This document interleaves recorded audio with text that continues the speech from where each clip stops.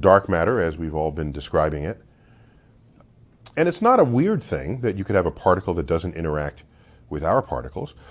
Within our own family of particles, there are examples where the interaction is very weak or non-existent. You might have heard of neutrinos. This is a ghost-like particle that permeates the universe and hardly interacts with familiar matter at all.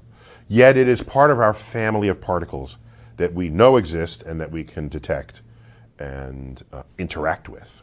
So if we can have an elusive particle that's part of our own familiar family of particles, it's not much of a stretch to think of a whole other category of particles where none of them give a rat's ass about the rest of us, and they just pass right through us as though we're not even there. Now, here's what's interesting about dark matter. We know it doesn't interact with us, except gravitationally. By the way, what do I mean by interact? Does it bind and make atoms and molecules and solid objects? No, it does not interact with us in any important known way. But it also doesn't interact with itself. That's what's interesting. So if it interacted with itself, you can imagine finding